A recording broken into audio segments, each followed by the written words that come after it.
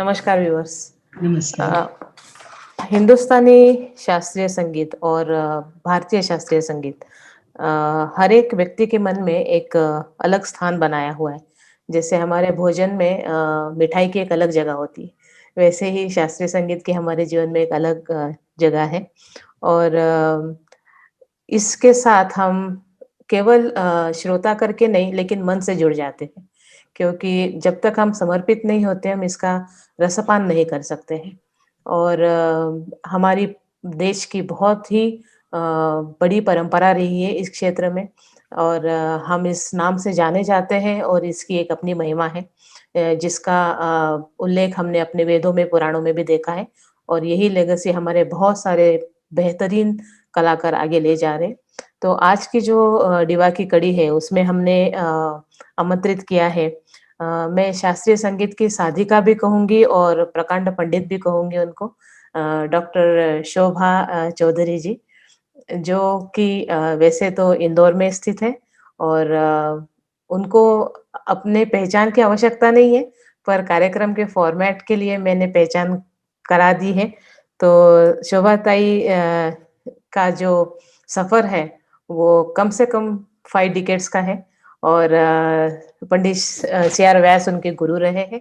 और आपने बहुत कार्यक्रमों में अपने कला की झलक दिखाई है, और साथ में आप अभी बहुत सारे शिष्यों को भी तैयार कर रही हैं। और इनके जो जर्नी रही है, इनकी जो शुरुआत रही है, और अभी इनका जो मकाम है, इनके अनुभव और इनके आगे के प्रोग्राम और संगीत के बारे में हम इनके साथ आज गपशप करेंगे। तो शोभा ताई, आपका बहुत बहुत स्वागत है हमारे कार्यक्रम में। थैंक यू वेरी मच, मुझे आपने इस मंच पर बुलाया। तो शोभा ताई, 5 दशक की तपस्या तो हो गई है ना? तो अभी कुछ बाकी रहा है सीखने के लिए? बहुत कुछ है। अच्छा। ये जन्म पूरा नहीं है सीखने के लिए। जी। कई कई राग ऐसे होते हैं जिसको हम हाथ ही नहीं लगा सकते हैं।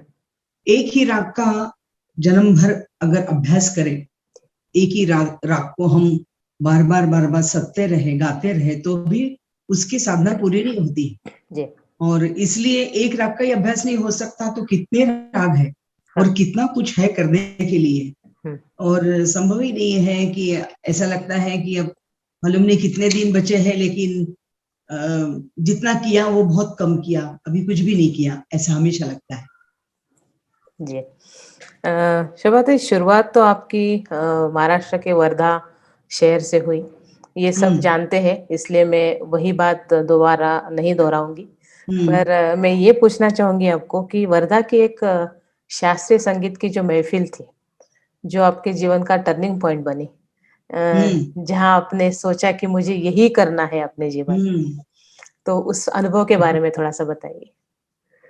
हम मेरे लिए इतना मैं क्या हूँ, एकदम अंदर से मैं बड़ी उत्साही और खूब खुश थी। क्यों? तो मुझे क्लासिकल की एक महफिल सुनने के लिए घर से परमिशन मिली थी। अच्छा। हाँ। तब तक मैंने किसी को ऐसे रूबरू आमने सामने कभी भी नहीं सुना। अच्छा। रेडियो से हमेशा सुनती थी। जी। रेडियो वर्धा में तो नागपुर स्टेशन आता था, नागपुर रेडियो स्टेशन जी, से जी, जी। जो भी कार्यक्रम ब्रॉडकास्ट होते थे, वो जी। हम वर्धा में सुनते थे। जी। तो वर्धा में मैं रेडियो से सुबह आता था 8:30 बजे, वो रेगुलर सुनती थी। रात को आता था शास्त्रीय संगीत का कार्यक्रम, वो रेगुलर सुनती थी, लेकिन आमने सामने बैठ के किसी कलाकार को कभी सुना नहीं। अच्छा। और वो एक मौका ऐसे आया कि मैं तो मैं संगीत से बहुत ज्यादा जुड़ी भी नहीं थी उस समय। और साइंस कॉलेज में मैं बीएससी मैथमेटिक्स का मेरा स्टडी चल रहा था, और कॉलेज में दो तीन जो हमारे फ्रेंड्स थे, उन्होंने बताया कि ऐसा ऐसा एक आज कार्यक्रम है। और कार्यक्रम किसका था? विदुषी आशा खड़ीलकर। उनका कार्यक्रम था, और नाम तो था ही उनका उस समय भी। जी। मुझे बहुत खुशी हुई, पिताजी को बहुत मनाया कि मुझे जाने दीजिए, क्योंकि रात को कार्यक्रम होते, कार्यक्रम भी 8:30 के बाद शुरू होते थे।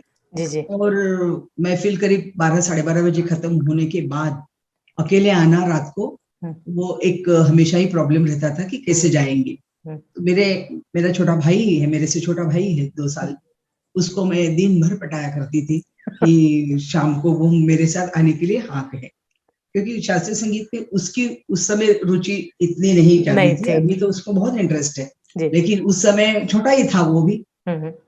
तो उसको मैं दिन भर इसलिए पटाया करती थी कि नहीं शाम को उसके साथ कहीं अपने को जाने को मिले। फिर हम वहां गए, आशा खड़ीलकर जी को देखा, और तब तक शास्त्रीय संगीत क्या है, कैसे गाया जाता है। मैं संगीत विशारद हुई थी, लेकिन विशारद में जो एक एकेडमिक विलंबित ख्याल वगैरह हम गाते हैं, जी जी, है ना, और गाने का तरीका अलग ही होता है, क्योंकि परीक्षा ये मोटो होता है ना। जी जी जी। और जब वही ख्याल स्टेज पर आ जाता है तो एक अलग ग्रुप लेकर आता है, क्योंकि सौंदर्य तत्व सारे उसके आगे आ जाते हैं। बाकी एकेडमिकली जो भी हम सोचते हैं करते हैं वो कहीं दिखता नहीं है। तो मुझे ऐसा लगा कि मैंने विलंबित ख्याल संगीत विशारद में किए थे, इसलिए थोड़ा एक आइडिया था, पर ये जो गा रही है ये कुछ अलग है। और मुझे तो ऐसा ही करना है, मुझे यही तो चाहिए था, है ना। क्या है, समझ नहीं होती, यहाँ हमारे घर में तो गाना नहीं था, घर में गाना नहीं होने से हमें बताने वाला भी कोई नहीं, वर्धा छोटा था। लेकिन बाबा और माँ थोड़ा बहुत संगीत में थे, है ना ताई? पिताजी मम्मी संगीत में थे, मतलब मम्मी घर में गुनगुनाया करती थी, भजन गाती थी। अच्छा अच्छा। रेडियो सुनकर देहाची तिजोरी घरी, ये जो ये आते थे ना, देव माझा विठू सावळा, ये गाने गुनगुनाया करती थी, गाती थी, रेडियो के साथ साथ गाती थी, तो सिखा देती थी। पिताजी को कौन, के सहगल साहब के गीत बहुत पसंद थे। अच्छा। तो ऑफिस में से आने के बाद वो अपनी बांसुरी पर सहगल जी की नथनी से टूटा मोती रे, मुझे एक याद है, क्योंकि बार बार वो बजाते थे नथनी से टूटा मोती रे। और ये मतलब स्वर घर में इस तरह से लाइट के, सुगम संगीत के बजते तो थे, कान पर आते तो थे, लेकिन ये नहीं मालूम था शास्त्रीय संगीत क्या है। जब सीखने लगी तब धीरे धीरे धीरे स्वरों से परिचय, राग परिचय हुआ, लेकिन इसका फाइनल फॉर्म क्या होता है ये उस समय मालूम पड़ा, जिस समय मैंने आशा खड़ेलकर को सामने देखा जी। और आशा खड़ेलकर को सुनना यही एक अपने आप में अनुभव है। और उस समय तो क्या यंग ही थी। ये मैं बात आपको बता रही हूँ 78-79 अच्छी तैयार थी, यंग थी, तैयार थी, सब दूर गाती थी जी। और उनका गाना सुनने के बाद मुझे लगा कि नहीं, मुझे यही करना है और मुझे ऐसे ही गाना है जी। लेकिन ये सारे चित्र, सारी कल्पनाएं अपने मन में, आगे क्या करना है, इसके लिए क्या करना है, कौन गुरु होगा, वर्धा से बाहर कौन जाने देगा। इंदौर में तो वर्धा में तो मुझे ऐसे कोई दिख नहीं रहे थे कि जो स्टेज का परफॉर्मेंस क्या होता है बताएंगे, है ना, स्टेज पर अगर गाना है। जी। अभी इतना प्रवास करने के बाद अब लगता है कि स्टेज परफॉर्मेंस नहीं, हमें अपने लिए गाना है, हमारे लिए गाना, हमको खुश करने के लिए गाना चाहिए था जी। पर वो एक बचपन था, वो एक समझ में वही एक अट्रैक्शन होता है कि सबके सामने प्रेजेंट करना। हो सकता है ये अट्रैक्शन ना होता तो मैं फिर इस लाइन में आती भी नहीं जी जी जी। वो एक था कि नहीं ऐसा करना है, ऐसा गाना है। जब मैं पंडित CR जी के पास गई तब भी उन्होंने मुझे सवाल पूछा कि गाना क्यों करना है। मेरा उत्तर वही था कि मुझे अच्छा लगता है लोगों के सामने गाना। उन्होंने वो देखते रहे कि मतलब ये परफॉर्मेंस की चाह करती है कि खुद अपने लिए सीख रही है, सेल्फ सेटिस्फेक्शन के लिए, सेल्फ पीस के लिए। ये इसका उद्देश्य नहीं हो के लोगों को खुश करने का उद्देश्य है। पर ये है तो देखिए कई बार क्या होता है, अब मैं यहाँ तक पहुंची हूँ, इस पड़ाव पे आए हो, इस पड़ाव में आने के बाद जी मैं अब मेरे स्टूडेंट्स को देखती हूँ तो कभी लगता है कि कभी ऐसा स्टूडेंट आता है कि नहीं मुझे मेरे लिए गाना है, तो एक आध स्टूडेंट ऐसा आता है कि नहीं मुझे लोगों के लिए गाना है। तो दोनों की तरफ देखने का नजरिया अलग हो जाता है। शायद मैं सोचती हूँ कि बाबा का भी वैसा ही हुआ। अच्छा, इस बात पे मुझे ये प्रश्न आपसे पूछना है। पंडित सी आर व्यास तो एक महान व्यक्ति है। हम तो, आप फिर भी उनको पर्सनली जानते हो, लेकिन हमने तो सुना है, देखा है। बाबा के साथ रियाज करना या उनके साथ सीखना क्या डरने वाली बात थी या शुरू में तो मुझे बहुत ही डर लगता था। मतलब उनका व्यक्तित्व ऐसा था, बहुत बहुत तेजस्वी, जी, गोरे, तेजस्वी, चेहरा चमकने वाला। साधना में जो एक तेज होता है ना, हाँ, डिवाइन एकदम। और संत पुरुष थे भी जी ना। और वैसे बहुत चाह, किसी बात की ज्यादा चाह नहीं थी, ना प्रसिद्धि की चाह थी, ना पैसे की थी। जी। और ऐसा एक व्यक्तित्व, लेकिन भारदस्त, इम्प्रेशन वाला। तो उनको देख के, उनके पास बैठ के डर लगता था। और पहली जब मेरी उन्होंने टेस्ट ली, हमारे इंदौर जब वो गाने आए थे, उस समय मैं जाके मिली थी और मुझे कि बाबा आपसे गाना सीखना है। इंदौर तो आप विवाह के बाद ही गए ना ताई? हाँ, इंदौर में विवाह के बाद गई। तो यहाँ आने के बाद मेरे ससुर जी ने मुझे बहुत सपोर्ट किया, और सीखने की प्रक्रिया मेरी जो थी वो चल रही थी। उसके पहले मैं यहाँ पर पंडित माधवराव जोशी, पंडित वामनराव राजूरकर, जो मालिनी ताई के ससुर जी, मालिनी राजूरकर जी के ससुर, तो उनके पास मैं सीख रही थी। और वो सीखते सीखते ही मुझे जैसे जैसे हम थोड़ा डेवलप होते हैं, खुद को अपडेट करते हैं, तो लगा कि नहीं और कुछ चाहिए, और कुछ चाहिए। ये यहाँ तक तो सीखे हम, और कुछ मिलना चाहिए, और कुछ सीखना चाहिए। तो मुझे व्यास जी से जब मिलने का मौका मिला, और जब मैंने उनको कहा कि मुझे आपसे सीखना है, तब शुरू में तो मैं बहुत डरी भी। और उन्होंने मेरी टेस्ट ली तो करीब 1-1.5 घंटा उन्होंने बहुत सवाल किए रागों पर, और बाद में फिर कहा कि हाँ तुम आओ। पहली बार जब उनके सामने पहली सीटिंग सीखने के लिए जब मैं गई, तो बड़े डरते डरते दोनों कंधे पर मेरा पल्लू था और मैं उनके सामने जाकर बैठी, हाथ में मैंने तानपुरा लिया। तो मेरा राइट पैर का अंगूठा बाहर निकला हुआ था, साड़ी के बाहर निकला था। और आदत होती है ना गाते गाते पैर से लय देने की जी। उन्होंने मुझे सबसे पहले तो इतना डांटा कि पहले ढंग से बैठो ठीक से बैठो, ये अंगूठा कभी भी साड़ी के बाहर नहीं दिखना चाहिए। और हाँ, नहीं, पल्लू मेरा एक साइड में था, तो वो कहते थे कि देखो, माणिक वर्मा का उदाहरण हमेशा देते थे कि आप माणिक वर्मा जी को आप देखिए कि कितनी शालीनता से रहती है, 2 कंधे पर पल्लू रखती है, वगैरह वगैरह। तो बाबा का पहला लेसन वो था कि तुम्हें रहना कैसा है। तो सादगी भरा रहना है, ज्यादा उनको इधर उधर बातें करना वगैरह, ये भी। जैसे मैं मुंबई जाती थी तो कभी मुझे लगता था कि मेरी सिस्टर वहां है, ननन वहां है, तो मैं इतने दूर इंदौर से वहां आई हूँ, तो मेरी ननन या मेरी सिस्टर सोचेगी ना कि अरे वो यहाँ आई है कुर्ला में, तो हमसे बात भी नहीं की है और आई भी नहीं। मैं शुरू में जैसे लेसन्स खत्म होने के बाद मैं बाबा को कहती कि मैं सिस्टर को मिल के आती हूँ, या मैं ननन के यहाँ जाके आती हूँ। तो शुरू में तो उन्होंने 1-2 साल तो परीक्षाएं देखी। उसके बाद उन्होंने कहा कि यहाँ गाना सीखने के लिए आती हो, इंदौर से डायरेक्ट यहाँ और यहाँ से डायरेक्ट इंदौर, कहीं भी स्टॉप नहीं होगा तुम्हारा। और क्यों हर बार क्या सिस्टर से मिलना, हर बार ननन से क्या मिलने जाना। मैं कहती कि नहीं, उनके घर कुछ वो बीमार थी या फलाना देखने जाना है, बच्चा बीमार था वगैरह, ऐसा फैमिलीज की अपनी एक रिस्पॉन्सिबिलिटी भी होती है। और मैं यहाँ पर अकेली हूँ, मैं अकेली, मतलब मेरे ननंदों की मैं अकेली अभी हूँ, जी तो ऐसे कुछ रिस्पॉन्सिबिलिटी के कारण मुझे लगता था कि नहीं, मैं जा रही हूँ तो मुझे जाना चाहिए, जी, लेकिन बाबा डांटते थे, डांटते और थे।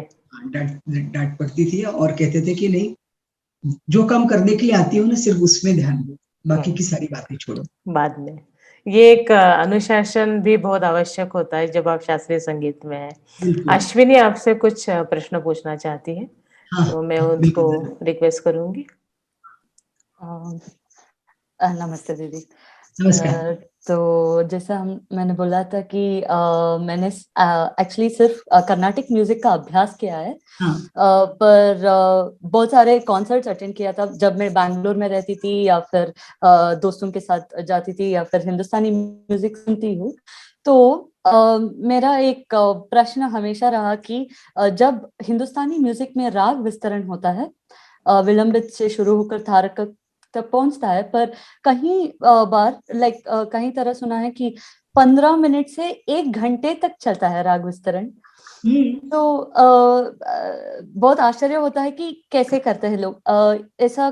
प्रश्न ये है कि राग विस्तरण में ऐसा कोई भी बाउंड या लिमिटेशन है टाइम का, या फिर इस राग में, या फिर सिर्फ हमारा स्किल और क्रिएटिविटी के ऊपर रहता है राग विस्तरण करना, या इस राग के लिए इतना राग actually it's depends on the राग।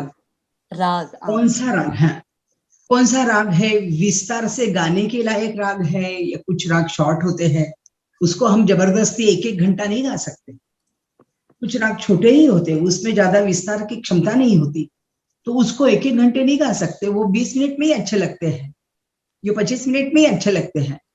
उसको 25 मिनट का राग हम उसको 1 घंटा गाते बैठेंगे तो वो रिपीटेशन होगा, बार बार वही होगा। तो रागों पर डिपेंड है कि कौन सा राग साधारण और विस्तार के जो राग है, जैसे कि यमन वास्ट, तोड़ी वास्ट है ना, बिहार, बागेश्वरी, ये कैसे, ये स्वरों के राग है। हर स्वर पर हम ध्यान देकर, दो प्रकार होते हैं रागों में, एक तो स्वर प्रधान राग होते हैं, और दूसरे होते हैं स्वर संगति प्रधान राग होते हैं। स्वर संगति प्रधान रागों में बहुत ज्यादा विस्तार की क्षमता नहीं होती, ऐसा मुझे लगता है। और जो स्वर प्रधान राग है वो एक एक घंटा चले, क्योंकि उसमें कितना कोई लिमिटेशन है। यमन में कहाँ लिमिटेशन है, यमन कितना चल सकता है, 1.5 घंटा यमन चल सकता है, एक ही राग, क्योंकि उसमें इतने कॉम्बिनेशंस होते हैं, और कोई कॉम्बिनेशन ऑड भी नहीं लगता है। क्योंकि अगर हम सिर्फ यमन के नीरे गम पद निसा, ये सपोज कि ये बटन एक हारमोनियम है, जैसे सिर्फ उसमें ये स्वर है यमन के नीरे गम पद निसा, अब वो उसके ऊपर चूहा दौड़ा दिया तो वो इधर से उधर, उधर से उधर उछाल करेगा ना, तो भी यमन नहीं बिगड़ेगा, है ना। ऐसे कुछ राग है जो बिगड़ते नहीं है, उसमें क्षमता बहुत होती है स्वर के कॉम्बिनेशन की, तो वो राग बहुत देर तक चल सकते हैं। और कुछ राग होते हैं कि जिसमें लिमिटेशंस होती है, बहुत ज्यादा उसमें काम ही नहीं कर सकते हैं, तो उसमें क्षमता कम होती है। थोड़ी और एक फॉलोअप की, इसको अचीव करने के लिए साधना ही एक तरीका है, या फिर कोई और भी ट्रिक वगैरह होता है? तो शॉर्टकट होता है क्या? या शॉर्टकट नहीं, साधना का ट्रिक स्वयं हमारा रियाज ही हमारा गुरु बन जाता है। अच्छा, हमने कितना भी सीखा, गुरु से सीख कर आने के बाद करना तो हमारा ही काम है ना। तो गुरु के पास से सीख कर आने के बाद हमारा रियाज ही हमारा गुरु बनता है, वही बताता है हमें क्या करना है, कितने देर करना है, और कोई शॉर्टकट है ही नहीं, ये तो पूरी लॉन्ग प्रोसेस है, करना है बस। धन्यवाद, बहुत धन्यवाद। और कुछ? हाँ, अभी शायद स्वाति आपसे वार्तालाप करना चाहती है। नमस्ते ताई। नमस्कार। मेरा पहला प्रश्न ये है, मैं बहुत साल कर्नाटिक म्यूजिक सीखी हूँ, और 2 साल पहले मैंने हिंदुस्तान की शुरुआत की। मुझे ये प्लेबैक सिंगिंग का थोड़ा बहुत शौक हो गया था तो इसलिए मुझे ये लगा कि मुझे हिंदुस्तानी सीखनी है। somehow I was drawn towards ये हिंदुस्तानी का आलाप और वो राग विस्तार जो वो लोग करते हैं ना। तो मेरा ये प्रश्न है, हम ये कर्नाटिक से हिंदुस्तानी का गैप वो कैसे ब्रिज करना है? वो दोनों टू डिफरेंट जॉनर्स के सिंगिंग है। If I have to move towards Hindustani, मुझे क्या करना है? व्हाट इज द गाइडेड साधन फॉर इट? देखिए, अब ये कई कलाकार ऐसे हैं कि जो दोनों को लेके चल रहे हैं। हिंदुस्तानी भी गाते हैं, कर्नाटक भी गाते हैं, लेकिन कर्नाटकी छोटा है और हिंदुस्तानी गाना है, तो एक पेंट किए हुए एक पोस्टर पर दूसरा कलर कैसे खुलेगा? एक अगर हिंदुस्तानी ही करना है तो यू वॉच आउट कर्नाटकी संगीत। आपके दिमाग में जो 2 साल किया है आपने, और उसको आपको करना ही नहीं है, तो उसको फिर भूल जाइए, और नहीं तो दोनों लेकर चलिए। कर्नाटकी भी आना चाहिए, हिंदुस्तानी भी आना चाहिए, और कुछ गायक है ऐसे, लेकिन दोनों में डिफरेंस, जैसे श्रुतियों का बहुत डिफरेंस है, श्रुतियों का डिफरेंस है, स्वर लगाव का डिफरेंस है ना। तो मैंने देखा है कि कर्नाटकी संगीत में सा और रे की श्रुति एकदम नीचे जाती है और आंदोलित बहुत करते हैं, है ना। ये हर स्वर को ऐसे आंदोलन दे देकर कर्नाटक संगीत में स्केल बनती है, लेकिन उतना ही एकदम अपोजिट हिंदुस्तानी संगीत में है कि वो स्टडी स्वर मांगते हैं, हिलाना नहीं है। हाँ, यस, हिलाना नहीं है। इधर नॉर्थ इंडियन में सा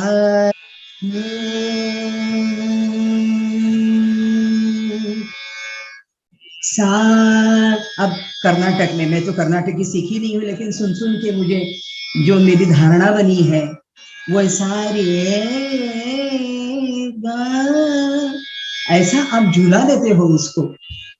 बराबर है, I am right? Something like that, absolutely.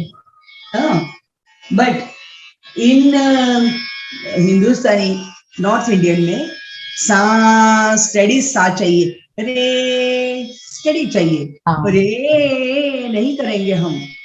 सारे गो पिन पॉइंट स्वर जो है उनको ही पकड़ना है।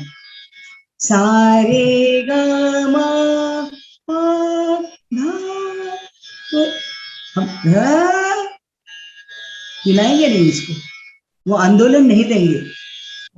एक एक स्वर में जो आनंद है ना, वो आनंद लेना चाहती, वो आनंद। हाँ, ये हम ये करेंगे, मतलब किसी स्वर को अगर उस राग के अनुरूप हमें झूला देना है, जैसे दरबारी कन्नड़ा में है ना, सा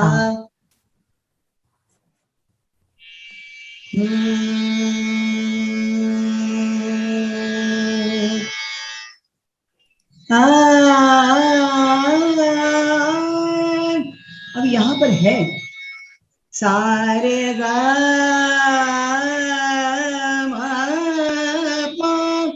डिमांड है दरबारी राग की, इसलिए हम कर रहे हैं। वैसे अभ्यास करते समय शुद्ध स्वरों का अभ्यास करेंगे सबसे पहले, तो उसमें आंदोलन कुछ नहीं, लेकिन राग क्या डिमांड करता है उसके अनुसार उसके ऑर्नामेंट्स उसको देने पड़ते हैं, उसको लगाने पड़ते हैं। तो हिलाना पूरा बंद कर देना है मुझे, when I have to move towards Hindustan. हिलाना, यस।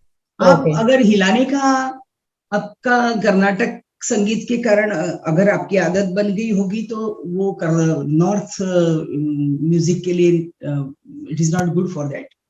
हाँ, या थैंक यू वेरी मच ताई। और ठीक है, मेरा और एक प्रश्न है, जब भी हम ये वर्ड्स यानी साहित्य गाते हैं ना, तो how will I figure out ये साहित्य का यही सरगम है? ये पूछना चाह रही है? ऐसे कि देखिए, श्याम सुंदर, उसका स्वर क्या है? मुझे पता है ये भीम पलास का राग से बना हुआ है, पर मुझे ये नहीं पता कि ये उसमें क्या स्वर जाता है, क्या सरगम जाता है। ये अभ्यास से ही मालूम होगा। ये अच्छा। तो आफ्टर रियाज, और आप जितना उस राग का रियाज करेंगे अपने आप ही पकड़ में आएगा। अगर आप कोई भी किसी राग की, यमन की बिम्पलास की, किसी भी राग की आप एक लाइन गाएंगे तो मैं अभ्यास होने के कारण मैं बता पाऊंगी कि हाँ उसका नोटेशन ये है, ये हो रहा है। तो ये तो अभ्यास की बात है, रियाज की बात है और एक्सपीरियंस की बात है। कितने साल आप डूबे हैं संगीत में उसकी भी बात है। तो इसके लिए कोई शॉर्टकट या ऐसे जाके लर्न करना है, ऐसा कुछ नहीं है? ऐसा कुछ नहीं। अगर इतना शॉर्ट होता तो हर पिक्चर के गाने का तुरंत नोटेशन बन जाता। आई नो, है ना? धन्यवाद, थैंक यू वेरी मच।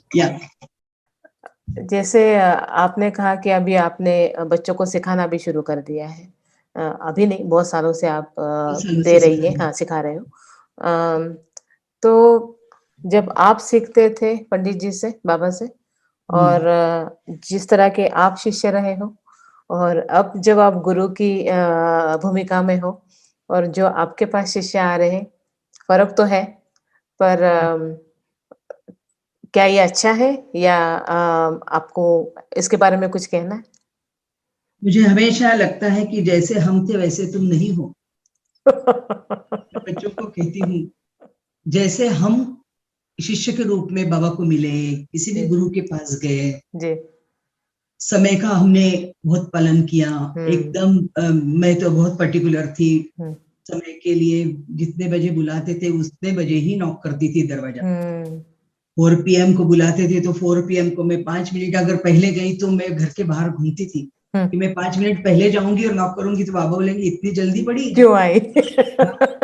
और देर से गई तो बोलेंगे कि 5 मिनट लेट क्यों हो गई। तो नहीं, तो ये मैंने मेरा एक रिकॉर्ड ही बना के रखा था, जो हमेशा मुझे कई सालों के बाद हमारी मम्मी, उनकी मिसेस, वो हमेशा मतलब हम बाकी सारे जो मुंबई के थे ना, वो तो क्या घर का सब काम धाम सब करके आते थे, लोकल पकड़ के वगैरह। मैं वहां पर जहां पर रहती थी पहले, मेरे ननंद के घर या मेरे सिस्टर के घर, तो वहां से मुझे काम तो कुछ था नहीं। 4 बजे बुलाए तो 2 बजे घर से निकलती थी, क्योंकि ट्रेन से जाना है ना। तो आइडिया भी नहीं कि कितनी देर लगेगी, और देर नहीं होना चाहिए एडवांस में।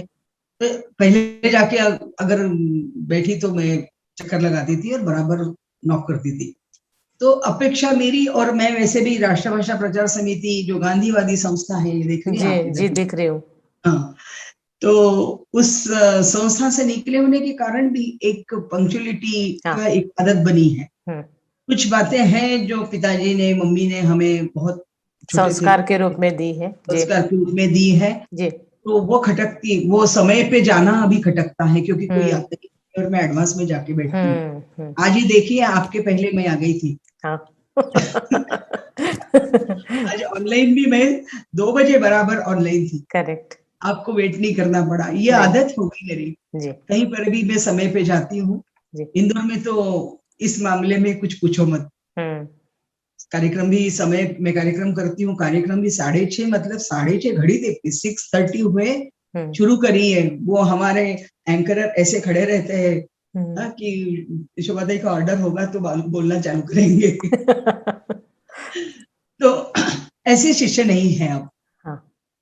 ऐसे शिष्य समय का भी छोड़िए, उतना रिग्रेसली, इतना साधना करना, मुझे ही बताने का, मुझे उनसे करवाने का इतना शौक है कि उनको मुझे ऐसा लगता है कि उनको चाह ही नहीं है, फिर भी मैं बता रही हूँ, फिर भी दे जा रही हूँ।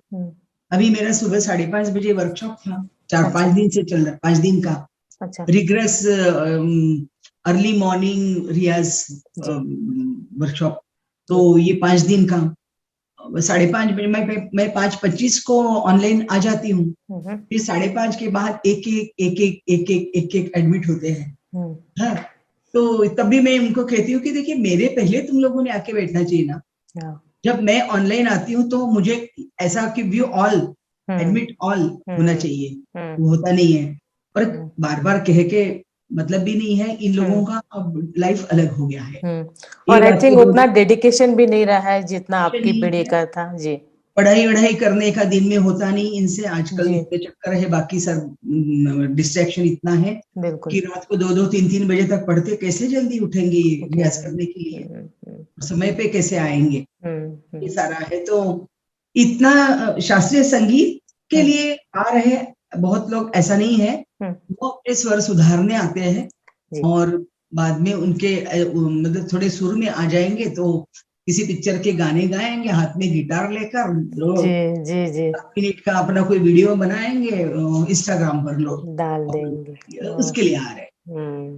मैं उनको चिढ़ाती भी हूँ कि तुम लोग आते हो और तुम क्यों आ रहे हो अभी कॉलेज में जाने के बाद संगीत करने का सोचा, अभी इतने देर से 20-22 साल या 16, 17, 18 साल, इतने साल क्यों नहीं लगा? तो अब तुमको इम्प्रेशन मारना है किसी लड़की के ऊपर, है ना? ऐसा मैं उनको चिढ़ाती हूँ। चिढ़ाती हूँ। ये बात तो आपने सही कही है। तो इस मोड़ पे हम एक नए यंग जनरेशन की व्यक्ति को ही बुलाते हैं। तो वर्षा जो है एकदम आपने जो कहा उसी पीढ़ी की है। और वर्षा बोलो क्या प्रश्न है? नमस्ते शोभा ताई। मेरा प्रश्न यह है कि मैंने हिंदुस्तानी की सॉन्ग्स और कॉम्पोजिशंस बहुत सारे यूट्यूब में देखी है और उनमें ये एक शब्द आता है कि ख्याल के एक शब्द आता है, इसके बारे में क्या आप कुछ बोलना चाहेंगे प्लीज? ख्याल मीन्स विचार। आपके दिल में क्या ख्याल है, आपके मन में क्या ख्याल है, यही ख्याल है वो। अब ये शब्द कैसे आया? किसी राग की बंदिश है, ठीक है? बंदिश क्या मतलब किसी गीत के बोल को बंदिश किया है, किसी ताल में, ताल के फ्रेम में उसको बंद किया है, तो बंदिश। तो उस बंदिश को जब हम उसको अनफोल्ड करते हैं तो हमारे विचार के अनुसार उसको राग की शुद्धता को कायम रखते हुए, राग के स्वरों को, राग की जो फ्रेम है, राग का जो इसेंस है, उसको नहीं छेड़ना है, लेकिन हमारे ख्याल से उसको अनफोल्ड करना है। तो ये ख्याल है। अब जब हम कहते हैं विलंबित ख्याल, तो वो टेम्पो से उसका संबंध है। विलंबित यानी देर से, विस्तार से। अगर किसी भी राग में विलंबित एक ताल जो है उसको हम उस लेंस में से देखेंगे कि हमें वो दूर दूर दिखता है ना? तो वैसे ही कि धिन धिन धिन धागित्रक तू ना कत्ता धागित्रक दीना, है ना? अब ये है एक ताल 12 मात्रा, धिन एक ही मात्रा चलती, फिर धिन विलंबित मतलब देर से आती है, धा गे तीर की, तो ये विलंबित। तो इस विलंबित में, इस फ्रेम में अगर शब्द रखे हैं तो विलंबित ख्याल हो गया। और दूसरे अगर द्रुत में, फास्ट टेम्पो में अगर कोई बंदिश के शब्द रखे हैं, टेम्पो फास्ट है तो वह मध्य लय ख्याल, और उससे भी फास्ट है तो द्रुत लय ख्याल हो गया। तो बंदिश को ही हम एक ख्याल कहते हैं, एक कॉमन नेम हो गया कि विलंबित ख्याल, मध्य ख्याल और द्रुत ख्याल, है ना? तो विलंबित और ख्याल यानी विचार। तो ये विलंबित टेम्पो में इस धीरे धीरे चलने वाले टेम्पो में हम उस राग को अनफोल्ड करते करते जाते हैं, और इसी को कहते हैं विलंबित, इसी को कहते हैं ख्याल।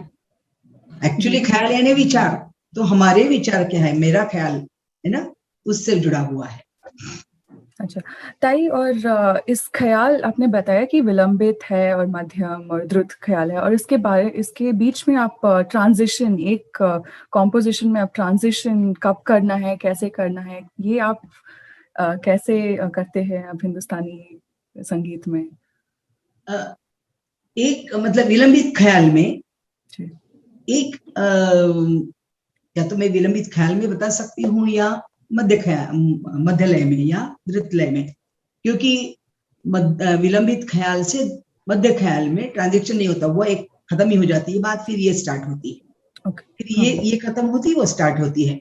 तो विलंबित ख्याल में जो उसका प्रोसेस है, वो प्रोसेस ऐसे होता है कि शुरू में एक आलाप लिया जाता है जो कि वो स्पष्ट करता है कि मैं राग कौन सा गा रही हूँ, रागवाचक आलाप जिसे हम कहते हैं। या बहुत ही बेस लेवल पर उसको हम जैसे आरोह अवरोह पकड़ बोलते हैं ना, पकड़ मीन्स राग की पकड़, वैसे ही, लेकिन वो पकड़ से थोड़ा डिफरेंट होता है राग वाचक आलाप, जिससे हमें ये बताएंगे श्रोताओं को कि ये राग मैं ये गाने वाली हूँ। अभी तो महफिल में रागों का नाम भी बता देते हैं कि मैं फलाना राग गाने जा रही हूँ। पुराने लोग ऐसा नहीं कहते थे, पुराने लोग गाना शुरू कर देते थे कि तुम समझो क्या राग गाना है और आपका नाम, राग के नाम में क्या पड़ा है, आप तो देखिए मैं क्या गा रहा हूँ, ऐसा होता था। अब तो हम नाम बता देते हैं और फिर उस राग का राग वाचक आलाप करने के बाद वो जो बंदिश होती है, उस बंदिश को 2-1 बार गाने की, इसलिए 2 बार गाते हैं कि वो टेम्पो सेट होना चाहिए, क्योंकि कई बार ऐसा होता है कि वो अकम्पनीज आर्टिस्ट जो होता है तबले वाला, वो और किसी सिटी से होता है ना, जो हमारे साथ हमेशा जो बजाता है वो नहीं हो सकता है, सब दूर तो उसको लेके नहीं जा सकते, तो टेम्पो सेट करने के लिए 2 बार बंदिश गाई जाती विलंबित, फिर धीरे धीरे धीरे उसको, उस बंदिश में ही सारा सार राग का छिपा हुआ है। उस बंदिश को इसलिए अनफोल्ड करते हैं, उस बंदिश में ही जो सारे फ्रेजेस छिपी है राग की, उस फ्रेज को ढूंढ ढूंढ के उसको अनफोल्ड करने की क्रिया चलती है, नीचे के साथ से ऊपर के साथ। ऊपर के षड्ज पर जाने के बाद अंतरा गाया जाता है, उसके भी आलाप ऊपर की तार सप्तक के स्वरों को लेकर गाए जाते हैं। वो कंप्लीट करने के बाद फिर हम स्थाई पर आते हैं, स्थाई पर फिर थोड़ा सा टेम्पो बढ़ाते हैं। सब घरानों में टेम्पो नहीं बढ़ता, लेकिन जयपुर में वगैरह नहीं बढ़ाते हैं, लेकिन ग्वालियर में, आगरा में टेम्पो बढ़ाते हैं। थोड़ा टेम्पो बढ़ाने के बाद उस राग के राग वाचक और उस घराने की, जिस घराने की गायकी हो, उस घराने की जो खास बातें होती है, वो जैसे ग्वालियर घराने में बहलावे पैटर्न आ जाता है, पैटर्न आ जाते हैं, उस पैटर्न के साथ फिर उस राग को अनफोल्ड करना है। इसके बाद सरगम वगैरह करना है तो वो कर सकते हैं। ऐसे करके टेम्पो बढ़ते बढ़ते बढ़ते बंदिश के शब्द भी यूज करके हम उसके आलापी बनाते हैं। ऐसा करके वो एक प्रोसेस वहां खत्म होती है और तानों के पैटर्न शुरू हो जाते हैं। और फिर तानों के अनेक प्रकार है, किस प्रकार की आपको ताने लेना है वैसे, और ये होते होते 45 to 50 मिनट्स आराम से हो जाता है। उसके बाद उसको वो एक विलंबित ख्याल का एक पोर्शन खत्म होने के बाद तुरंत उसके साथ जुड़ा हुआ आता है मध्यलय ख्याल, फास्ट टेम्पो में, त्रिताल में या एक ताल में, और वो होता है मध्यलय ताल। मध्यलय ताल की जो बंदिश होती है उसको गाया जाता है, उसके आलापी, उसकी सरगम, उसकी लयकारी, उसके ताने, इस तरह से होता है।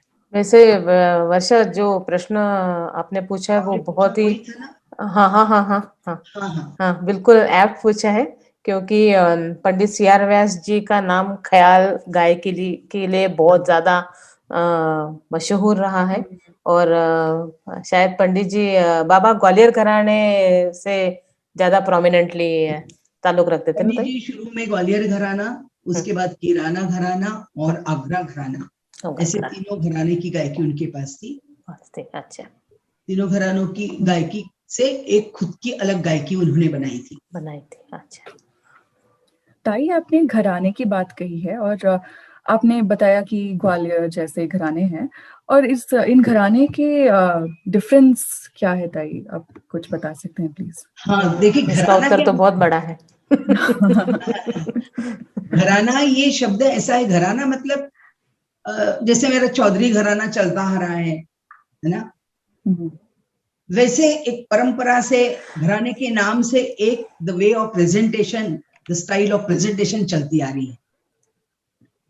अब सारेगमपधनिसा 7 सुरों को अगर किसी भी राग में, या सपोज बागेश्वरी है, बागेश्वरी राग ग्वालियर घराने में, बागेश्वरी राग आगरा घराने में, बागेश्वरी राग किराना घराने में, पटियाला घराने में, इंदौर घराने में, है ना, जयपुर घराने में कैसे गाया जाता है, ये डिफरेंशिएट हम कर सकते हैं, बेसिक लेवल पर नहीं हो सकता है, क्योंकि हाँ, ग्वालियर और जयपुर घराने की झलक दिखा सकते हो? ग्वालियर घराने में मैंने जैसे कहा कि कुछ पैटर्न्स बार बार आते हैं। जयपुर घराने में क्या होता है कि स्वरों पर और खास करके उनके विलंबित त्रिताल में ही सारी बंदिशें होती, विलंबित त्रिताल, यस, बहुत स्लो टेम्पो में और एक पैटर्न बना है, वही स्टैम्प ISI मार्क, सेम वैसा ही गाते हैं जी जी। लेकिन इसमें मैंने देखा ग्वालियर घराने में जो बेहलावे पैटर्न है वो टप्पा गायकी से आया हुआ है। हाँ, वो टप्पा गायकी से जो बेहलावे पैटर्न आया ना, वो विलंबित ख्याल में कहीं ना कहीं अपना इंप्रेशन छोड़ता है। ओके।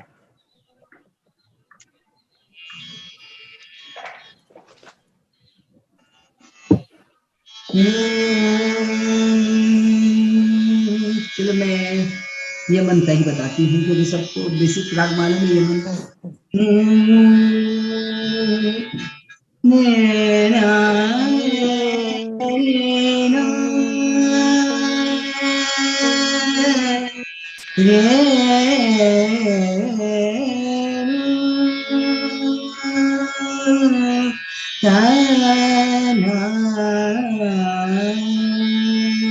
अब देखिए हमेशा सा, ये जो पैटर्न है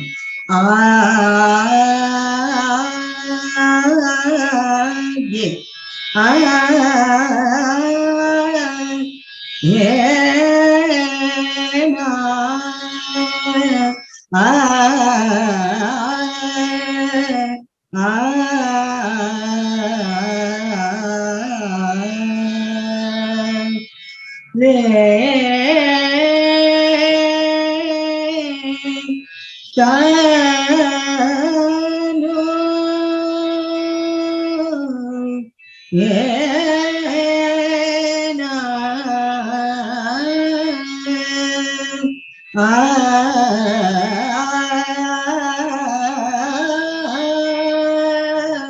ये जो पैटर्न है ना, ये ग्वालियर घराने की खास बात है जिसको हम बहलावे कहते हैं। जयपुर में ये बिल्कुल भी आपको गायकी में दिखेगा नहीं। जयपुर में स्वरों के ऊपर स्वरों का लगाव ही अलग है। हर राग का स्वरों का जो लगाव है ना, जयपुर घराने में कुछ अलग दिखता है। सिवाय उसके अलावा वो जो विलंबित का एक टेम्पो चलता है वो उसको और एक नई दिशा देता है, ऐसा मुझे लगता है। जयपुर घराने में जैसे हम ग्वालियर घराने में एक लय बढ़ाकर गाते हैं, जयपुर में लय नहीं बढ़ाते, उसी लय में वो तानों की स्पीड बढ़ाएंगे। अरे उतने ही जगह में वो ज्यादा स्वरों को ऐड करेंगे। इस तरह से वो लय बढ़ाते। हम लय बढ़ाएंगे तो इधर टेम्पो बढ़ा के लय बढ़ाते, वो टेम्पो नहीं बढ़ाते, वो उसमें ही कितने स्वर और आते हैं वो देखकर वो उनके पैटर्न चलते हैं। ये मेरा अपना पर्सनल सवाल है कि मुझे क्यों नहीं करता। जिसको बहुत बहुत प्रेम हो जयपुर से, वो मुझे कहेंगे पागल है, इसको जयपुर नहीं अच्छा लगता। लेकिन जब मैं सीखने लगी, अभी 3 साल हो गए मैं सीख रही हूँ, तो मुझे लगा कि स्वरों में जो ईश्वर देखने की जो एक प्रवृत्ति है ना, वो मुझे कहीं अध्यात्म से कुछ ज्यादा जुड़ा हुआ दिखता है। क्योंकि विलंबित जहां आ जाता है, स्वर पर रुकने की प्रक्रिया जहां होती है, वहां हम बह जाते हैं उसमें। वो एकदम शांत हो जाता है, एकदम रिदम। चंचलता है जी। ग्वालियर में, आगरा में बोल फेंकने से चंचलता बनती है। आगरा के बोल बना ही खास बात है आगरा घराने की। अभी वो जो बोल रही थी ना, क्या नाम है उनका, घराने कैसे डिफरेंशिएट होते हैं। घराना, the way of presentation is different. Gwalior में चंचलता है, विलंबित ख्याल भी थोड़े से फास्ट टेम्पो में जाते हैं, फास्ट टेम्पो में जाता है, थोड़ा स्लो टेम्पो में किराना घराना जाता है। लेकिन ये किराना घराने वाले कम से कम विलंबित एक ताल वगैरह में गाते हैं, लेकिन जयपुर वाले तो अपना विलंबित त्रिताल छोड़ते ही नहीं है। एकदम स्लो टेम्पो में विलंबित त्रिताल चलता है। जयपुर की गायकी डिफिकल्ट है क्योंकि ज्यादातर तो सारे जोड़ राग ही उसमें गाए जाते हैं, 2 रागों का मिश्रण। सिंगल भी गाए जाते हैं, पर अभी मैं तो खैर वही सीख रही हूँ। जोड़ राग सीख रही हूँ, तो मुझे लगता है कि यार डिफिकल्ट गायकी है। मतलब ग्वालियर और आगरा, किराना, ये समझ में आने लगी, और ये समझती नहीं थी। ये मेरा सवाल था कि ऐसा क्या है कि जो मुझे अच्छा नहीं लगता, अट्रैक्ट नहीं कर रही है। ऐसा पटियाला घराने में सरगम के पैटर्न्स ही अलग, वो खंड मेरू मेरुखंड पद्धति से जाते हैं, इसलिए वो घराना एक अपनी अलग छाप। सेम मेरुखंड खंड मेरू के पैटर्न भिंडी बाजार घराने में भी यूज होते हैं, वो अपना एक अलग पैटर्न लेके चल रहे हैं। कि हमारा इंदौर घराना अभी उस्ताद आमिर खान साहब के नाम से आया है आगे, वो भी बहुत शांत, एकदम गंभीर, जो समुद्र है उसके अनुसार कभी कभी आई तो एक लाट आती है, नहीं तो वो धीरे धीरे वैसे अपना शांत रहता है। तो इस तरह से इंदौर घराने का भी एक अपना अलग अस्तित्व है। बढ़िया, सुंदर, धन्यवाद, बहुत बहुत धन्यवाद हमारे प्रश्नों के लिए, और हमारे जो हमने आपसे एक प्रार्थना की उसको भी अनुमति देने के लिए। तो जैसे मैंने बोला, हिंदुस्तानी हमेशा मैंने सुना है, तो मुझे लगता है कि बहुत वॉइस स्ट्रेंथ और ब्रेथ कंट्रोल चाहिए कर्नाटिक से कंपेयर करते हुए। तो लंबे वक्त गाने के लिए या फिर वो हाई नोट्स रीच करने के लिए, तो आप किस तरह का साधना करते थे कि पहले से, जब हम अब शुरू किया तो अभी तक भी ऑन अ डेली बेसिस? जब शुरू, देखिए जब शुरू किया तब कोई ऐसे घरानेदार गुरु के पास से शुरू नहीं किया था। सच में साधना कैसी करना है ये तो मुझे पंडित सीआर व्यास जी के पास जाने के बाद ही मालूम हुआ। उस समय मैं 32 years old, I think I was. इतने दिन जो साधना की, वो स्वरों की साधना मालूम ही नहीं थी कि क्या करना है। वर्धा में मैं जब थी तब हमारे एक फ्रेंड है, उनकी मम्मी जरूर मुझे कहती थी कि वो जो मेरा फ्रेंड है वो सुबह 3:30 बजे उठता होगा, वो क्योंकि वो संगीत ही कर रहा था। मैं तो बीएससी मैथमेटिक्स में थी, मैथ्स में बीएससी कर रही थी, लेकिन वो बीए एमए वो म्यूजिक कर रहा था। तो मैं कभी उनके घर जाती थी तो गाना तो मैं भी गाती थी। उनको मालूम था कि ये सीख रही है, क्योंकि संगीत विशारद वगैरह मेरा चल रहा था। उनकी मम्मी मुझे एक बार पूछने लगी, एक बार क्या हमेशा ही, कि शोभा, ये मेरा बेटा सुबह 3:30 बजे उठ के ऐसे कुत्ते जैसा गुर्र क्यों करता है ऐसा? तो मैंने कहा कि ये ऐसा कैसे पूछ रही मम्मी, ये कुत्ते जैसा गुर्र गुर्र करता है, ये कौन सी साधना है, ये ऐसा क्यों करता है? ऐसा उनके मम्मी ने, क्योंकि किसी को मालूम नहीं घर में कैसे क्या होता है। तब मैंने उनसे पूछा था कि ये मम्मी ऐसा कैसा बोल रही है, तुम क्या 3:30 बजे उठते हो क्या सुबह? तो बोले हाँ। मैंने कहा क्या करते हो? बोले स्वरों की साधना। मैंने कहा हमको बताओ, मुझे बताओ क्या होती है स्वरों की साधना, कैसे करते? बोले अभी मुझे ही नहीं आया है तो मैं आपको नहीं बता सकता, लेकिन मैं स्वर लगाता हूँ। अब मुझे मालूम, उस सवाल का जवाब अभी मुझे मालूम हुआ कि मंत्र साधना जो है, मंत्र सप्तक में नीचे खर्ज का जो खर्ज की षडज, खर्ज का जो षडज है, वहां रुकने पर घृ घृ आवाज आती है। और ये वहां करता होगा क्योंकि आवाज में इतनी सुंदर जवारी थी उनके। जवारी मतलब एक शार्पनेस, स्वीट शार्पनेस उनके आवाज में आई थी। एज कुछ ज्यादा नहीं, ऐसे 24 साल का था वो। तब मुझे उसका, अब मैं सारा वो पीछे का सोचती हूँ तब लगता है कि यही वो उस समय कर रहा था। और हमें तो अभी 32-33 साल के मां तो गुरु मिले हैं। अब गुरु कहते हैं कि सा लगा के बैठो, सा लगा के बैठना है। तो सबसे पहला अभ्यास ये है,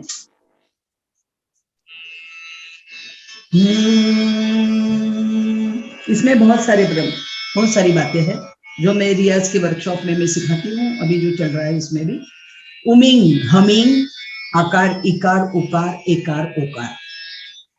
उमिंग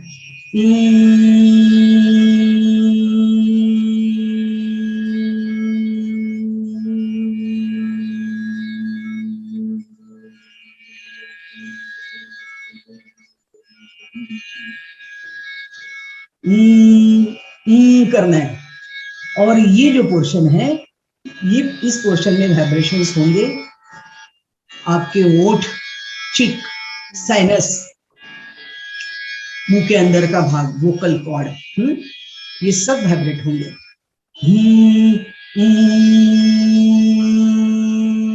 इसका अभ्यास, स्वर पर रुकना बार बार, सारे खर्ज के स्वर है उसमें भी उमिंग करना, फिर हमिंग, हम, ह, हम, यह ह निकलना चाहिए पेट में से, एब्डोमिनल प्रेशर आना चाहिए, पेट पर धक्का लगना चाहिए, बहुत सारी बातें हैं। हम हम हम हम हम हम हम। अभी ये सुबह सुबह ये सा लग जाता है मंत्र का, अब दोपहर के समय नहीं। हम हम हम हम हम हम हम हम, ये हमिंग। फिर आकार, ई,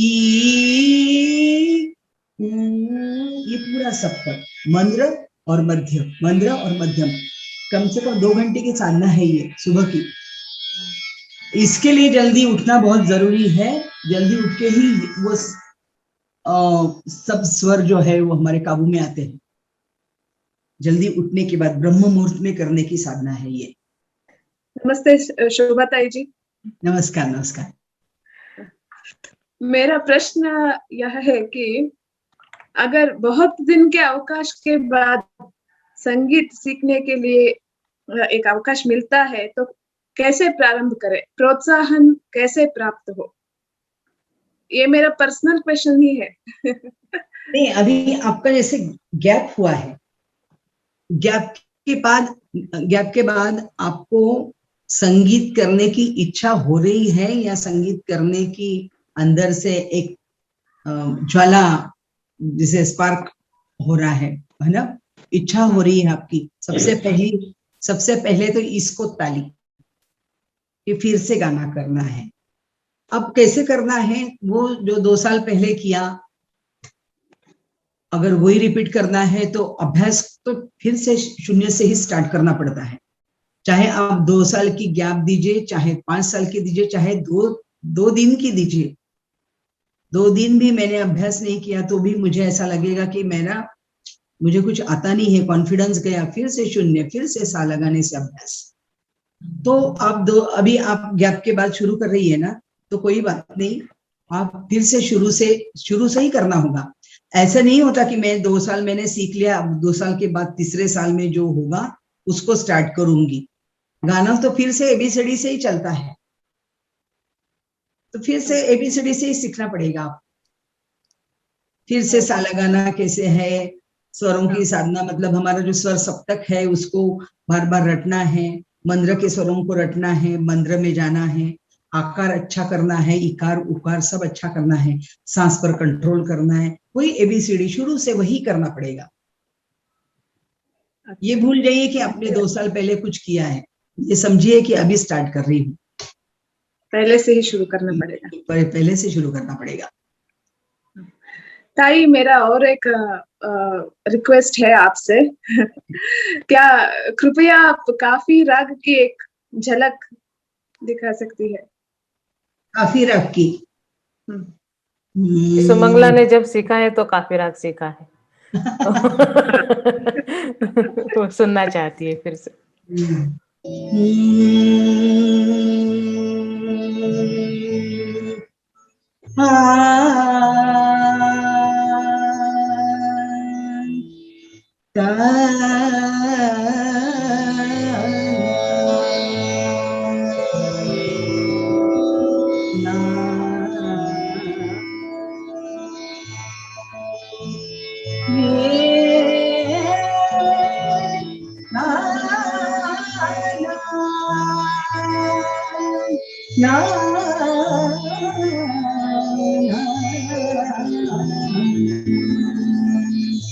बोल सो नानी सही आए सनो माने जाने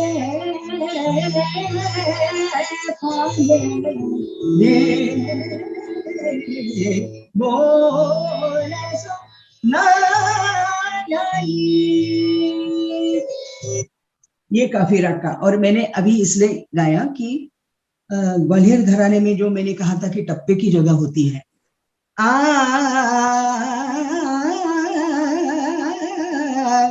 ये टप्पे की जगह है जो ग्वालियर घराने के ख्याल में आती है। तो एकदम से याद आया मुझे, क्या सुनाऊं, ये मैंने आपको एक झलक दिखा दी। बहुत ही अच्छा था ताई, बहुत बहुत धन्यवाद। हम इस कार्यक्रम की जो आखिरी ये करेंगे, मुझे लगता है एक भजन के साथ करेंगे। और